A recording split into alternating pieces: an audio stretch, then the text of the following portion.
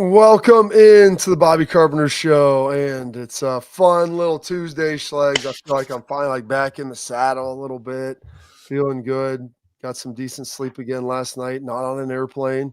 When you never go to bed, like in your bed, I don't know if the day actually flips over or not. I know it does on the calendar, but to your body, it doesn't really feel like it did. So last night, getting a chance to lay down in my bed and relax a little bit, and just kind of downshift. It's felt pretty good. So appreciate it. We got a big show with Bill Bender lined up today. So that's going to be pretty fun as well. We've got some interesting stuff going on, obviously, with quarterbacks and everything else. Everything. We're out here. We're live. We're ready to go. And listen, folks, if you're watching, please like, subscribe, leave your comments and questions. I love all that. So I left my phone over here so we can retweet and get everything going, Schlegs. But it's going to be fun. We got the draft coming up, so we're going to have a prospect preview. Working on getting a couple more Buckeyes on tomorrow or potentially on Thursday before the draft, maybe even on Friday, depending on when guys go and what that ultimately looks like. So pretty darn excited potentially about that and what that could be. Schlegs, it's Tuesday, man. It's a Taco Tuesday. What are we up to? How are we doing? Man, we're doing good, except for the fact that you guys broke the news about morning juice today, which is absolutely terrible. Makes no logical business sense considering the fact that you guys were number one in men and number two in adults for like the past 5 years. But, I mean, attack and dominate, go Bucks, beat cancer. Really good. Actually, this morning I picked up my John Deere mower this morning. Oh, nice. I was live on the show with you guys, did some work for the Difference USA because that thing is just getting bumpy. Then came up to the armory, got a good little, trained my chesticles a little bit. And then after the show, I got to hop over, driving to Pittsburgh because our guy Phil Matus, who's the head strength coach for the Steelers, they redid their weight room and stuff. So there's some great pieces of equipment that they got to get taken off their hands. And sometimes you just got to charge those things to win. And so me and my buddy DK, David Kelly, it's his birthday today. He's about. If you would have told me, Schlegs, I would have freaking cruised on over there with you, man. You are so busy.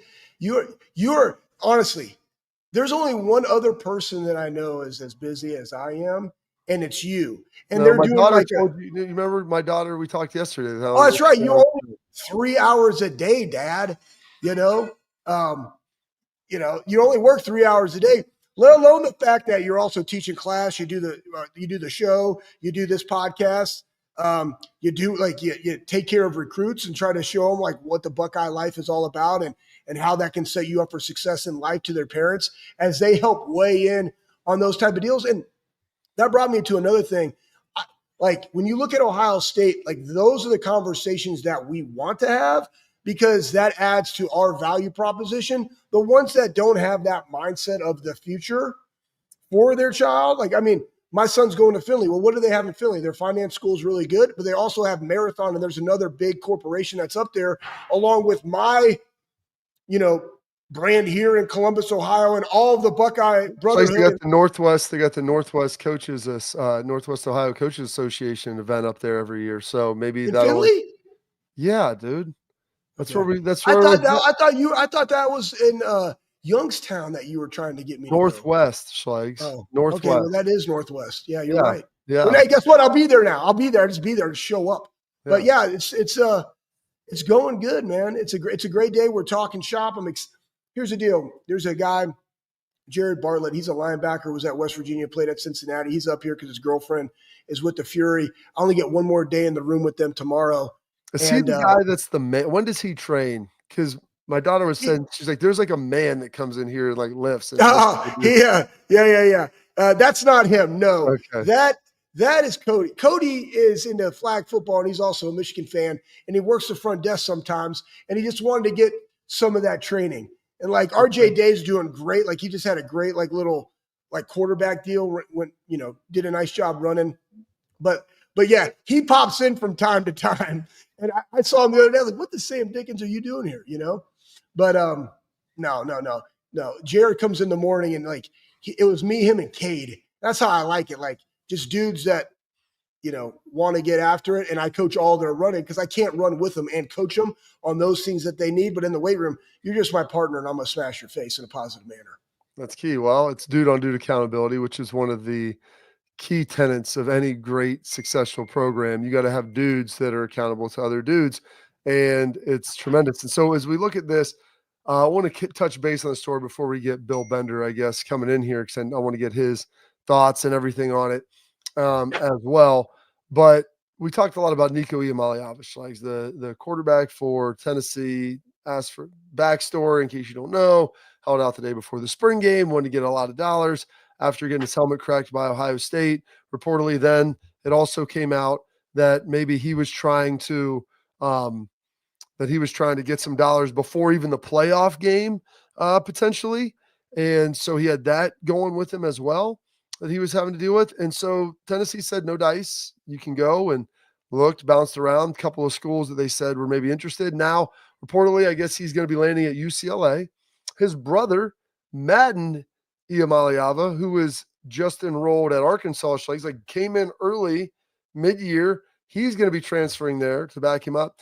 And so that leaves UCLA. They had a quarterback, and we can probably throw this up here, Pat. They had a quarterback in Joey Aguilar. Well, where's he going to go? Well, apparently, Schlegs, it's time for the old switcheroo. And Joey Aguilar is going to be then going to Tennessee to compete for their starting quarterback job. Yeah, it's how do we say, this is kind of the first unofficial trade that we had in college football right now. Yeah, it's, one thing is with this free agency in the NFL, like you have like your selected guys that you have, and you're trying to fill the gaps, which is, to me, that's the portal. We know that Ohio State is looking, potentially some quarterback depth veteran in there, not necessarily a starter, but somebody that can add depth to the room. Looking at interior defensive linemen, pretty set on a lot of other things, very, very selective in who they want to bring in. Then you have like this situation where UCLA wanted to add a quarterback, added a quarterback, that quarterback's in. It's like, oh man, we can go get this guy that, again, he was from App State. He comes in. Oh, we like this guy more. We'll go give him some more money. Now you got this room. And then they also brought in the brother. It's like, well, where is my fit? I thought, I was going to have an opportunity to compete for this position.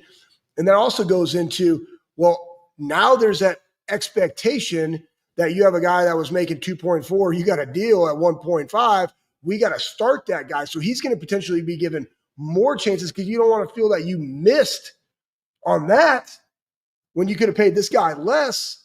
And so it's like, oh, no, I'm good. I'm gone, right? So who wants me? And that's part of this cycle and why I don't like it, because now you have that guy that's going over here. Now he's going back. Now he's going to Tennessee. It's just a difficult situation. Hey, at the end of the day, it probably worked out for all parties, but still nonetheless something that we need to discuss, which is also why we got to go to one portal. Yeah, the double portal window. And then this, like right here, this is where it's getting a little bit ridiculous. And I think when this happened, I think we joked. I used to joke about this a lot in different mediums and shows when I'd come on and talk and like, hey, one day you're going to have straight up player trades in college. And this isn't like a true quote player trade, but it's about as close as you're getting. You're going 1-for-1 with Joey Aguilar going from UCLA to Tennessee and Nico going from Tennessee to UCLA. And so they're switching. And Joey Aguilar just came there, Schlegs, I believe, from App State. Yeah. So he hasn't even been at UCLA all that long. He gets there, and I understand if you're him, why you ultimately want to leave. For sure. Like you said, they just paid all this guy. They brought his brother in, for heaven's sakes. Like, I mean, like package deal, right? Do you think if Nico did get hurt, that they were going to play you versus playing his brother? Yeah. I don't think that's going to be the case.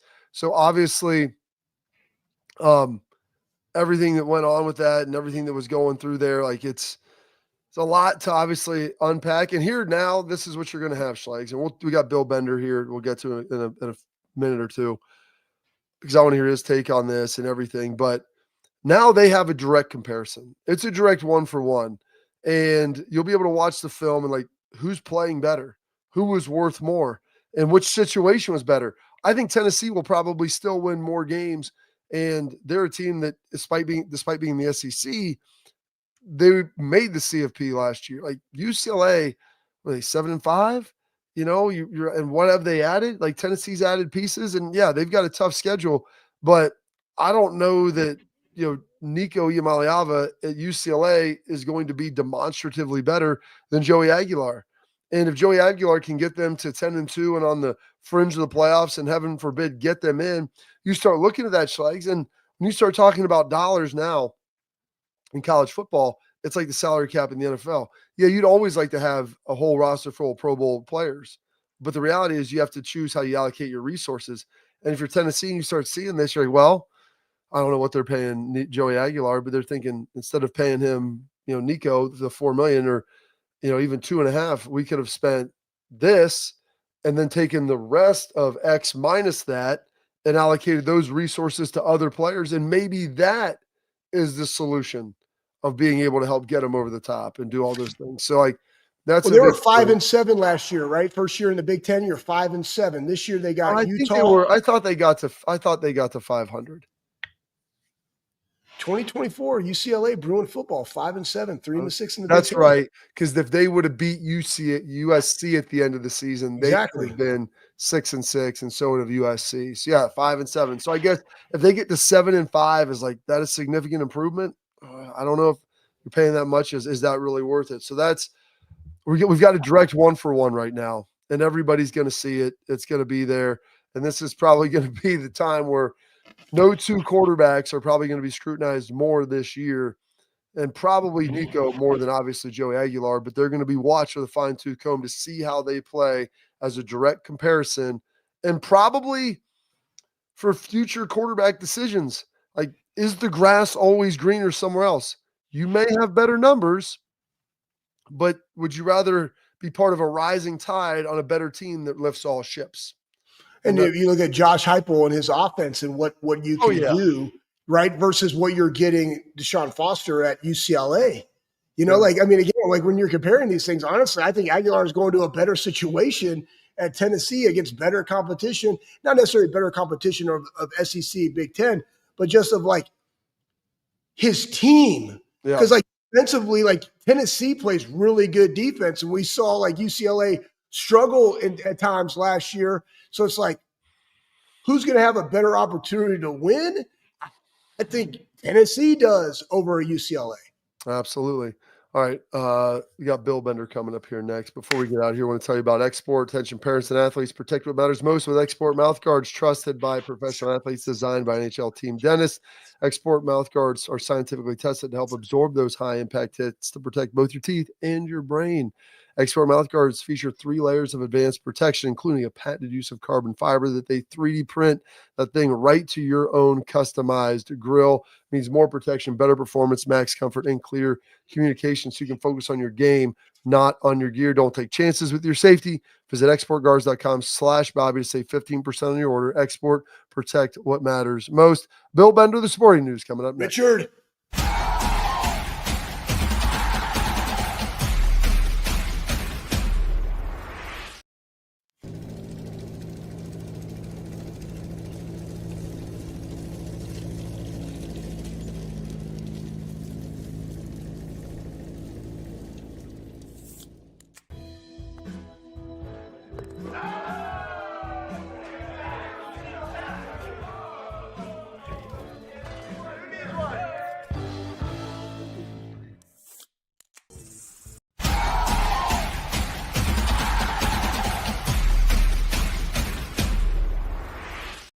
Welcome back into the Bobby Carpenter Show. Now joined by our guy, the sporting news, Mr. Bill Bender, with some great news there out of the Big Ten and the SEC. Bill, when we heard about everything that was going on with the quarterback full swap now, plus you had a package deal with the Iamaleava brothers, kind of what was your first take when all this started to come into focus?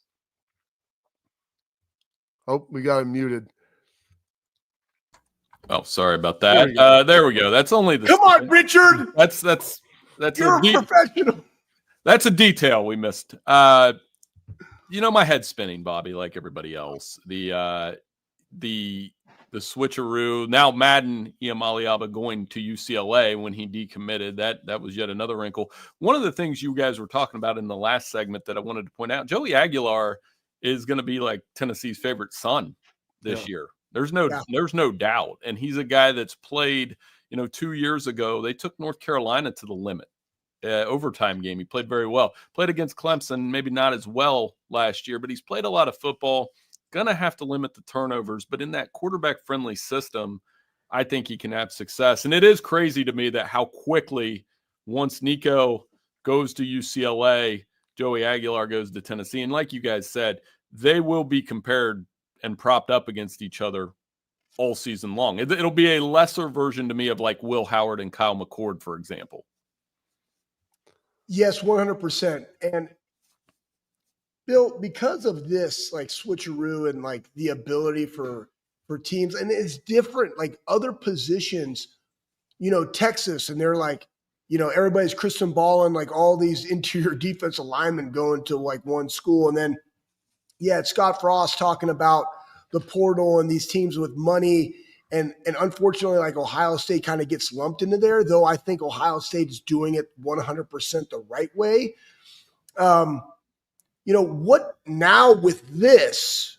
Has it changed your view on one portal, two portal? When do you put the portal? Because like it's also people are making decisions predicated upon like where they could go and have success. But then a school's like, oh no, we want to go get this guy. Then what? Like, how does this like change your view on the whole collegiate portal deal? I haven't thought about two portals as much, but now that you've said it a few times, if I had a way to do it, I think you do the winter portal. Obviously, after the playoff, you've got to fix the calendar so that they are able to make an educated decision maybe after the playoff and allow for it. And I don't know what exemptions you have to go through with the schools, for example. I always point to the Bo Pribula thing last year where he transferred from Penn State while they were in the middle of a playoff run, and then had Drew Aller gone down, they would have had to go down to Ethan Grunkemeyer, Ohio kid also.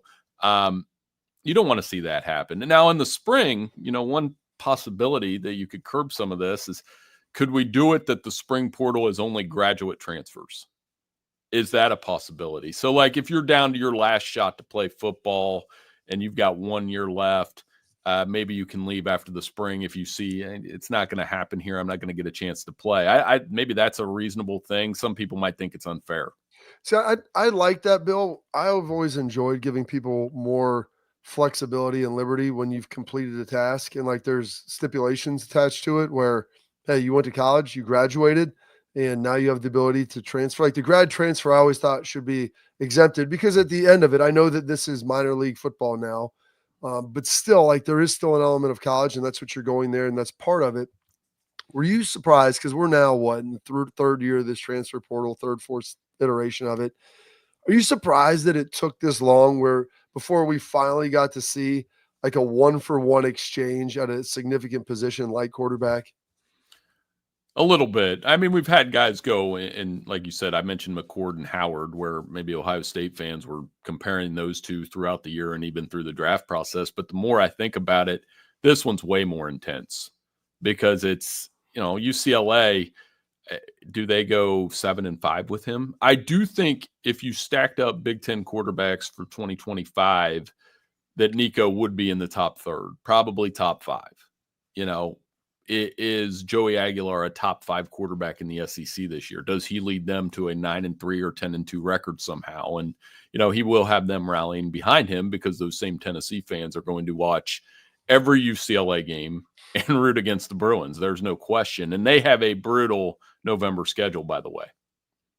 Yeah, it is brutal. Let's go. Let's switch gears. Well, they come to Ohio State, which is going to be tremendous since he was up here last time with Tennessee. He'll be coming into the shoe, so he'll get a little experience, Bill. He's already experienced the cold, and we'll see if that actually helps benefit him and pays dividends next year. Yeah, and for Nico, I never root against the kid. I just don't. I don't have it in me to root against an 18 to 22-year-old. But with the understanding here that the pressure's on him, and a lot of that, whether it was him, family, handlers, whatever, a lot of this was self-inflicted. Yep. The way that they went about it and ended up at UCLA. So the pressure on him, he is close to home. His brother will be there. I do like Deshaun Foster. I thought they competed last year. They were 5-7, but I watched them compete for 4 quarters against Penn State. And I think the lessons he learned from playing in the NFL, I don't know if you ever crossed paths with him when you were in the NFL, Bobby, but I always thought he was a solid player at that level, and he understands the business side of it. There's no question. Hey, let's switch gears because it's the night of the draft coming up in a couple days. And we got all these Buckeyes. I mean, there's a chance that 16 could be drafted. Everybody wants to talk about first rounds. I'm not necessarily a first round guy. I think more of the fits now and opportunities in the NFL for longevity. But who do you think, best case scenario, because I've heard out there it could be up to 5 guys. Who do you think is going to be able to go in the first round realistically? For the Buckeyes, I think definitely a Mecca. Yep. If you're looking for a professional receiver. And, it's become – I watched Tommy Boy a couple weeks ago. It's like, is there a guarantee on the box? You don't need it with Ohio State receivers, right? They're good. Yes. And I think love that reference. Yeah, it's not a bad reference. But a Mecca, you trust the pipeline here. You trust who you're getting the receiver from. Actually, you guys know I'm a Green Bay guy. I would love to see him land there. That would be a perfect receiver for Jordan Love to work with for the next 5 years. Then the question is some of the linemen. Does Tyleik sneak into the first round as a defensive tackle? You guys could probably sort the offensive linemen out better than me, but I think Josh Simmons and Donovan Jackson, maybe one of those guys gets into the first round. And then you start to get into day 2, where I think day 2 is going to be basically a PSA for Ohio State, because you're going to have anywhere from 5 to 8 Buckeyes taken on day 2 of the NFL draft. Yeah, it'll be, I think, one of the things in this draft, Bill, I think it's kind of indicative of Ohio State, but also the draft pool at large, maybe a ton of top 10 crazy talent players, but between 20 and 100, I've heard this is the deepest draft you're going to find. And I think Ohio State could possibly have a guy taking every, 8 to 12 picks at that point in time, where you may have potentially 8 or 9 guys go in that kind of end of first to mid 4th round, if you look at that in totality. Right. And I did a mock draft last night where there was 8 experts in a room, and we did a 2-round mock, and we each got 4 teams. And then you found in the second round, that's when it started. And then you make decisions. I mean, do you like Jack or JT more?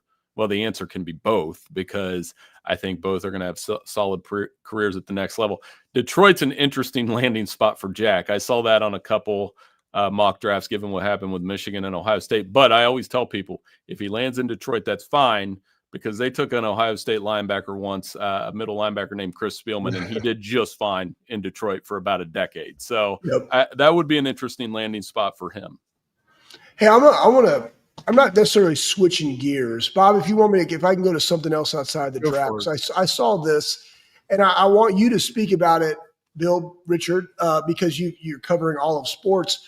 But so far, Ohio State has had 0 total scholarship players transfer in the spring portal. Culture matters. Championships help too. This comes from the Silver Bulletin. Talk a little bit about that job as we're seeing the chaos and the flip-flop and trade-in and other people going to different places. What does that say about the state of Ohio State football? More like Alabama than Georgia. And I'll say that in that Alabama, we did this every year under Nick Saban, where we're like, oh, my Lord, his coordinators left. What are they going to do? Are there cracks at Alabama? Well, I think Nick Saban created a lot of jobs for other coaches that came in through there, and offensive coordinators, defensive coordinators, you name it. I mean, look at Lane now, look at Sarkisian. So that's what happened this year. Ohio State had some coordinators leave, but look who comes in. The coaching staff has been juggled. There's no question. But that tells me that, that's partially creating opportunities. Brian Hartline has another opportunity now. But the fact that the players aren't leaving is that they want a piece, that they want to compete. You see the environment there. C.J. Donaldson talked about that at one of the practices, that it was like, okay, we're doing a drill with tires, and I'm competing with James Peoples, and this is intense. And I think that's the culture they built there, and that's probably why they will challenge the NFL draft record. I don't know if they'll get to 15, but if they do, I wouldn't be surprised. All right, we're going to take a quick break with Bill. Going to come back with more. I want to get his thoughts on the departure of a legend and some other draft little news and notes here coming up next on the Bobby Carpenter Show.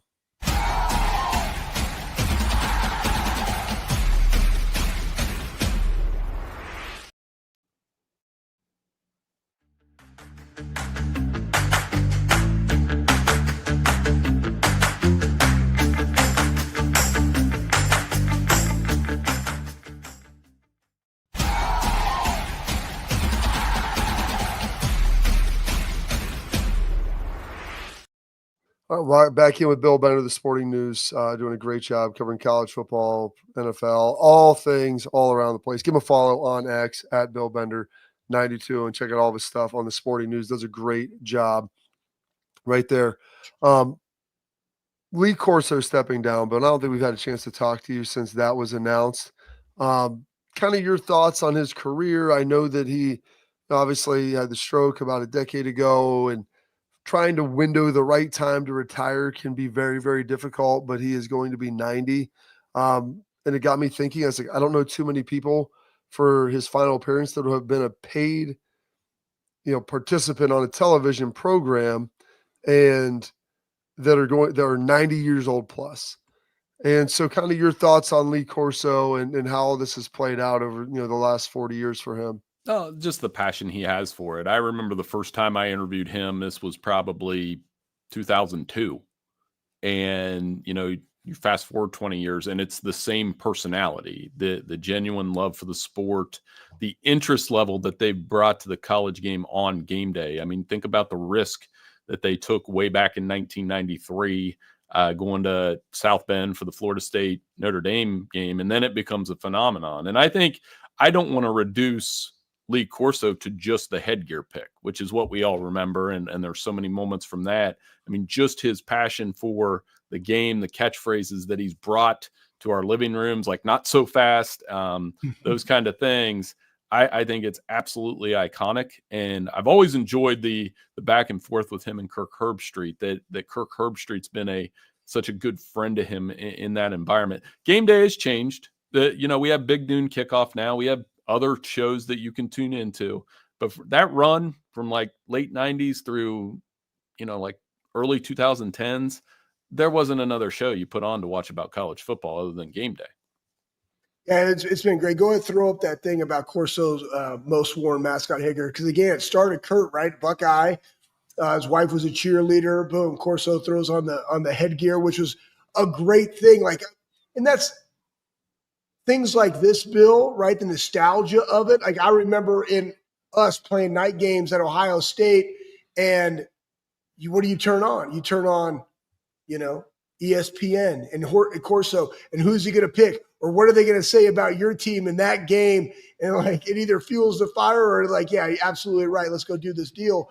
But what a long staple. Do you think people are thinking about Richard Bender right now in the Sporting News in that same light? Or is there something that you yourself want to do? Like maybe it's not a mascot thing, but something that you could give the readers. Have you thought about something like that?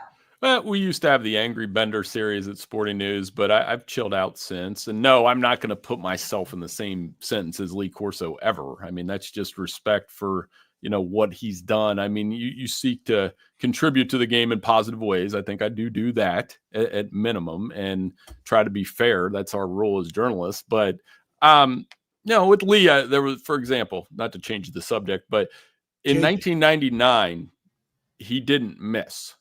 And that's a story we are going to work on where every time he picked the headgear, he was correct all the way through the season. So, think about how hard that is because you get so much crap when you miss picks and you pick the wrong team and you might but he went through that entire season. And if you look back at that season, I mean, it was Michael Vick, Virginia Tech, Florida State, Ron Dane was at Wisconsin. So those are the memories I have where, he is part of that golden age that really elevated this sport to its current state.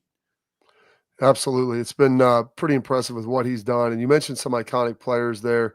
One that's got me very interesting and curious about his success at the next level and how they're going to be utilized is Travis Hunter. And Bill, kind of what is your opinion on him right now? I think he's probably going to go second overall. Either Cleveland takes him or someone else trades up to get him. with him and his ability to transition as a pro, just he's very gifted, but he's very raw, I think, on both sides of the ball, just due to the fact he played so much that he wasn't probably able to get his position-specific work as you would have liked. And he's not the biggest guy in the world. Like, he's a fairly thin human being, and so you start exposing him to a lot of snaps, like risk of injury. Like, where are you at on the Travis Hunter phenomenon with what we've seen and what he could potentially be? Well, it's almost opposite of what I hear and read. Is a lot of people and experts are projecting him to be a corner, more of a corner than a receiver. But when I watched him at receiver, I was like, man, he made that catch. He made that play. I think, for the Browns, he makes the most sense if they're not going to go Shedeur, which it doesn't look like they are, and you're not going to take Abdul Carter because you already have Myles Garrett, and you want to generate fan interest. I mean, a two-way player who I know I have buddies that are Browns fans that still have Josh Cribbs jerseys laying around somewhere. This guy's a lot. No disrespect at all to Josh Cribbs. He was great, right? A great iconic player. This guy's a two-way player. Right. It's when they love you in Cleveland. I'm not, like I said, I wasn't disrespecting Josh at all. When they love you, whether you're Cribbs or Benny Thompson, and I could go on. There's some obscure Browns pulls I can throw. Eric Metcalf, when they love you, they really love you.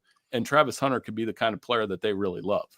Yeah, he said this. He's like, Travis Hunter says he's never playing football again if he can't play wide receiver and cornerback in the NFL. Question is this: if that is the case, and you're looking at him, is it one of those things where what's the better road? You're a cornerback, and then we're going to have packages for you as a wide receiver, or you're a wide receiver that can go in and give us spot help at corner.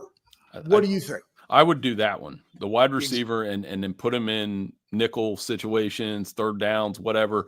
And I didn't take that story at its word. I just think this guy's a competitor. He didn't have to play every snap at Colorado, but he did. And I really think some people would read into that the wrong way. Is he going to be a problem in Cleveland? I don't think so. I just think he wants to play football. He's got shades of Deion in his game. And again, with Cleveland, there's a guy that you can rally around. And they have, like I said, the fan favorites that they've had. He could be one instantly, and he will help your football team. The one thing I always said about Travis Hunter last year, when you turned on the TV, he was always around the football, especially on defense. I'd be like, well, how was he in that spot? So a right place, right time guy. And, those guys tend to do well at the next level. You think him and Shedeur should be getting there? Well, I mean, he's a Heisman Trophy winner, so I get it. But the retiring of him and Shedeur's numbers at Colorado? Mixed feelings on that. Travis, yes, but it's early, right? They're barely off campus. So to me, and then you start to look back and, why is Cordell's number not retired at Colorado? The guy that threw the Hail Mary. Why is I could pull it all the way back to Darian Hagan. Wasn't Rashawn Salam there? Yeah. He does have his number retired. Okay, all right, there you go. So, okay. Let's do it that way. But again, Deion, I keep saying I am glad Deion is still in college football because he draws interest to the sport, because every headline of him we either love or hate. And there was a lot of talk that he might leave because Shedeur and Shiloh aren't there. I think it's good for college football that we have another year of Deion Sanders, regardless of how you feel about him. What type of success do you think he has after the departure of those two? Well, I mean, you're in the right conference for that. The Big 12 is still wide open. We have a profile tomorrow going on Cam Scadaboo, who literally brought Arizona State into our living room this year, and they have Sam Levitt back. BYU is going to be solid in that conference. I enjoy the Big 12 from the standpoint of it feels like the ultimate mid-major now, where, one of these teams is going to go to the playoff. I don't know how many years they'll get to, but the parity in that conference we picked Oklahoma State to win that conference last year, and I'm pretty sure they finished last. So when you have that unpredictability factor in a conference, it's not maybe the high level that the SEC and the Big Ten is, though Arizona State did take Texas to the wire. I enjoy it, though. I think it'll be a wide open race, and I still think you'll have some level of success. I just don't know if it'll be 10-11 win good this year. It'll be interesting, Bill. We appreciate the time, sir. Thank you for spending some of that with us today, and look forward to catching up here later next week. Hey, I'll catch up with you guys next week. Thanks so much.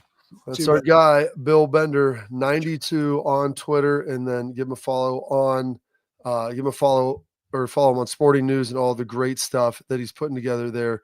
Now, I want to tell you about one of our great new partners with this cool new apparel brand, Backer. That's BCKR, premium jackets and hats. They wanted to make better fan gear, high quality stuff. It may cost a little more, but it's the same stuff you're going to see out there with your hunting, your skiing, your fishing. They've got an unbelievable product. I love Schlegs. They're cool. One pullover. It's a lightweight half zip, super breathable. It uses patented fabric technology. It cools your skin when you wear it. And so while it's going to protect you and keep you warm, it's also not going to be hot. And it's got sun protection in there. It's lightweight, great for the golf course, on the boat, around town. Like, it's all versatile. It's multi-personal. I've got one. I love it. I put it on your Jeep. As soon as well, you know what? I'm going to probably wear that around. I'm going to drive the Jeep today. I'm pretty excited. Let's do it. Do that thing, Bob. And here's the thing. With every purchase of the Buckeye gear from there at Backer, that's bckr.com, portion of that sale is going to go back to the Ohio State student athletes. Use promo code all caps Bobby for some premium expedited shipping. Again, that's Backer, bckr.com to get your Buckeye gear. We got our prospect preview coming up in headlines. Tyleik, our guy, coming up next.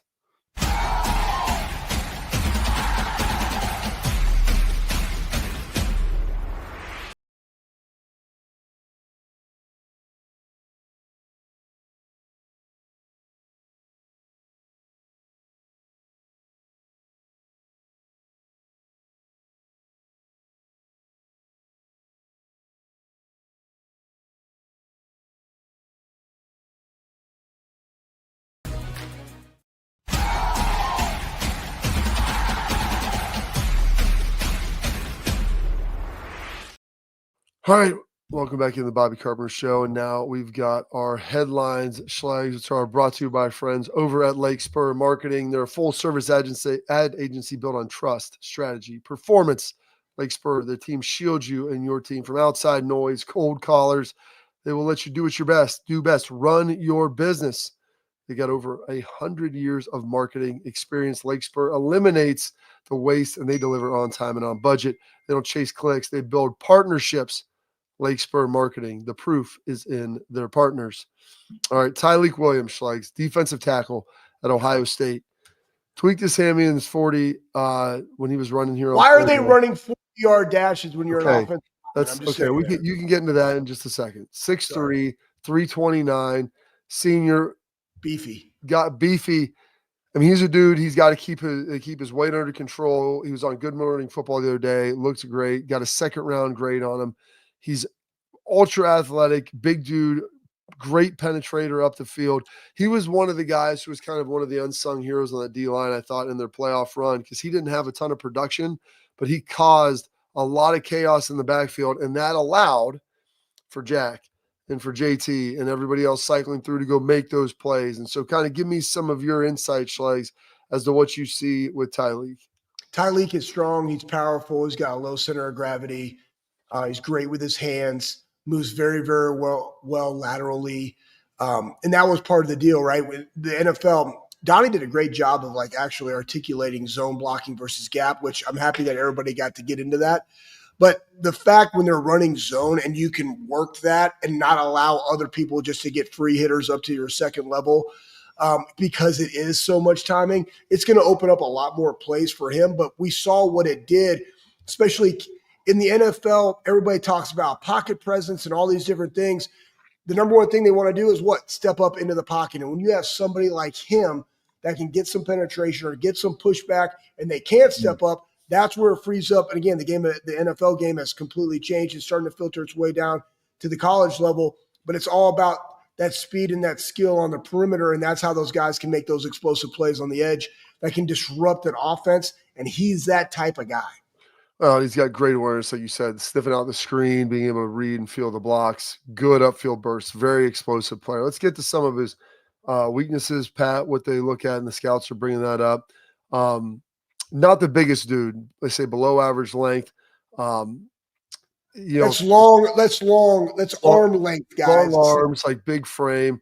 Doesn't consistently maybe push the packet, not known for his ability to counter. He does a great job first move, beating guys, mature his pass rush beyond his initial attack, and that comes with a counter. And some of that's experience and just working through it. Strong backs can potentially run through fingertip tackles. I don't even know what the heck that means. He has missed some time with some injury over the course of the last couple of years. So that's one of the other issues, Schlegs, as you talk about the injury element. Is he a guy that's going to be able to stay in there and be able to play with you each and every week?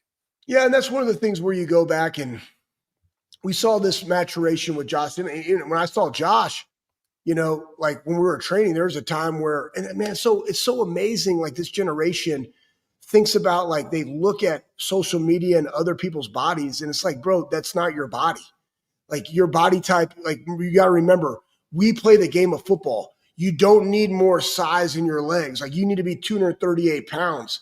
Like there's ways of doing that without actually putting on more size. And there's some people that need size. There's some people that need less size, right? So it's just finding the balance of what allows you to be the best football player you can possibly be. Josh Simmons, like he needed to add weight. Boom, he comes in now. He's like 315. He looks the part of an offensive left tackle in the NFL, right? Tyleik, 329. What is 320? Like, what is that range that he can be in to where he can have a second move? He can play longer. You don't have to, you don't want to be a 2-down lineman. Like those guys get washed out. They're going to have rotation in the interior part of that line. But like, do you have some go-go juice? You know what I mean? So that's always constantly working on your body. And also it's an 18, 17 game season. It's a battle of attrition. Can you be there for the long haul? And that's something that you always got to take into consideration. That's why it's like that tweener, second, first round. Who wants to take a pick? Who needs somebody in the interior line like that? Could somebody be high up on some guys that want to trade down and say, I see the value in him, I'll get him? That's how he sneaks in. I like that, Schlegs. I like your thoughts on it there. And Pat threw there in the chat, I swear every one of these guys' previews say our guys are thick, girthy, or beefy. Maybe all of it. I mean, I hope that my report says that. I mean, thick, girthy, and beefy, Schlegs. That's compliment. It really is a compliment. And whatever you're complimenting, I'm all for. I think it's tremendous. But I think that's also a product of the Mickey Marotti weight room and how you build those guys and what they look like. But Tyleik should be a really good one. Hopefully he can, if he stays healthy, does some good things at the next level, I think he can be a really good player. All right, coming up next, we answer your questions and a little bit of tailgate talk. Coming up here next on the Bobby Carpenter Show.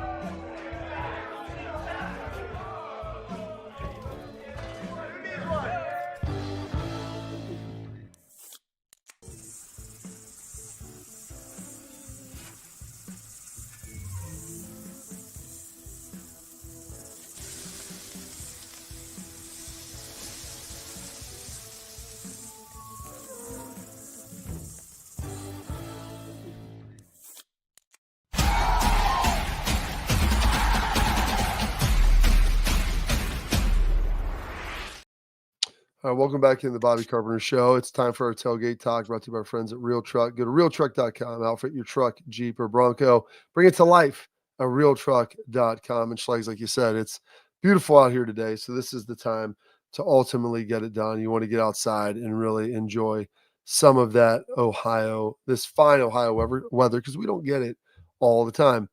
Looking at some tailgate talk, Schlegs, we talked about Tyleik. Tyleik Williams. You got Ty Hamilton as well. Yeah, girthy, very different type of guys. Yeah. I thought really complemented each other very well, though.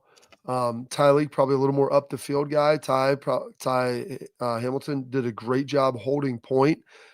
Maybe a little bit of the difference, if you can talk about just in those two, of what you're going to be asked them to do at the next level and what they're probably best at.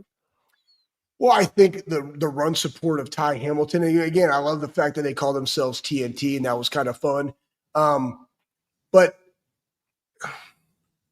to me, Tyleik is a little bit quicker off the ball. And that's where I go back, like to Tyleik's saying, they were talking about like arm length. Well, arm length really doesn't matter if I can strike a dude. Because again, it's not me just hold up. That's coming from a guy with super short arms. So of course you're going to say arm length doesn't matter. You know? Yeah, of course I am. But again, like here's my biggest thing about it too, right? The game of football is all about what? It's about leverage. The ball. Yeah. So it's about the ball, right? And it's leverage and it's pace, space, and angles. And if I'm a shade or I'm a three, and that, yeah, I got to do my job if it's a zone or whatever, but it's to get off that guy and go up and make a tackle. Like the ball is always the issue. And we've seen it from a lot of great players, especially in the interior defensive line. Guys that can shock and shed and get off and make plays have a tremendous amount of value because they stop plays from happening. And that's kind of like what Tyleik does. And then Ty, it's to more of like the Patriot way. Guys that can go in there and be a three technique and hold a point and build a wall. Like all defenses are not the exact same. Some guys have a lot of different things that they emphasize. And again, that's where it goes into fits and opportunities. And to me, when I look at Ty Hamilton, wherever he goes in that round, somebody's going to get a steal. And all that I care about it, he goes to a team that is like that wants toughness, that wants somebody that's going to build the wall. It's not like, oh, I need this guy to go out there and get 10 sacks a year. That's not his game. But his game is definitely building a wall and making the plays that he needs to be able to make. And he's going to be somebody that goes out there and is just a consummate worker and a professional.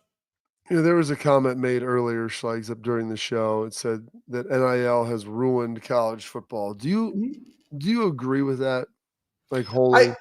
I don't think it's ruined college football. It's the fact that it hasn't been regulated and the adults in the room have not done a good enough job of like setting a standard and a precedent as to what it actually should look like, feel like, act like. You would think that with all of the other coaches talking about the things that they need, because they're the ones that are in the weeds negotiating with their own players in all the different states and what you can do, that could easily be negated if they said, this is how we're going to do it.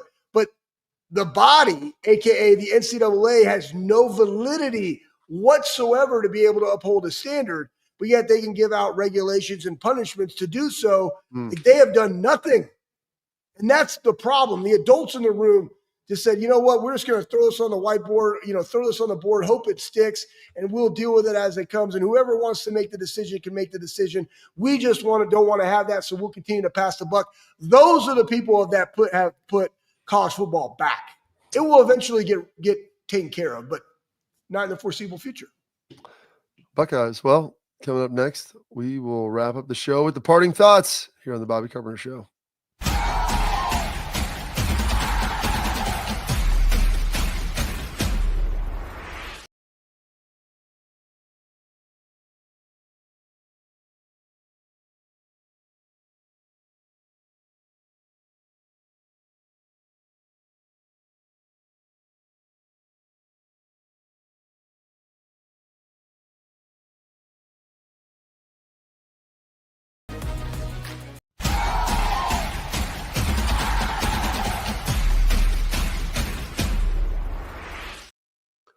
All right, Schleiks, you got 30 seconds to be 30 seconds. Be the beautiful. Be the Rambler, not Kenny Rogers the Gambler. Oh, yeah, no doubt. So, you know what's funny? I was just listening to somebody. We had some loan people and some realtors, and they're over here doing an event at the Armory, and Kelsey Lensman was talking, and people were just like takeaways, nuggets, and proactive versus reactive, which is a really good one. And that's why we built the Armory, proactive medicine.